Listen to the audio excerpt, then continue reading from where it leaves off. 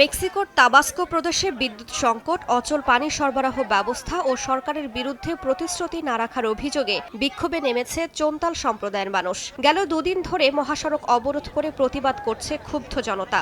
আন্দোলনকারীদের ছত্রভঙ্গ করতে কাঁদানে গ্যাস ছোড়ে পুলিশ।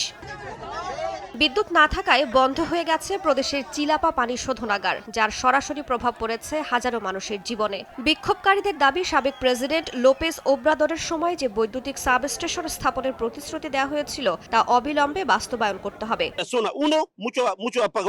অনেক এলাকা বিদ্যুৎ বিচ্ছিন্ন, জ্বালানি সংকটের কারণে পানি শোধনাগার বন্ধ হয়ে গেছে। আমরা পানি পাচ্ছি না, সরকার আমাদের কথা শোনে না। বিদ্যুৎ কমিশনের খামখেয়ালিপনার কারণে জীবন বিপর্যস্ত।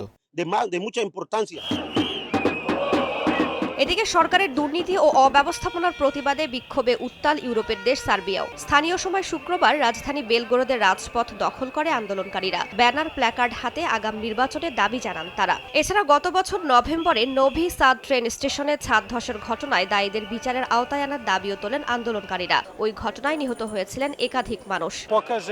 ছাউনি ধসের ঘটনাটা জানুয়ারি অথবা ফেব্রুয়ারিতে সমাধান করা হলে এখন আমাদের আগাম নির্বাচনের দাবিতে সময় নষ্ট করতে হতো না। সুষ্ঠু নির্বাচনের দাবিতে শিক্ষার্থীদের এই আন্দোলনে আমরা তাদের সমর্থন জোগাতে এখানে এসেছি। চলতি বছর জানুয়ারিতে রেল স্টেশনের ছাদ ধসের ঘটনায় দেশব্যাপী ছাত্র আন্দোলনের মুখে পদত্যাগ করেন সার্বিয়ার প্রধানমন্ত্রী মিলোসি ভুকেভিক। পরে জুরো ম্যাকাটকে প্রধানমন্ত্রী হিসেবে নিয়োগ দেয় দেশটির পার্লামেন্ট। রাইসা জান্নাত, সময় সংবাদ।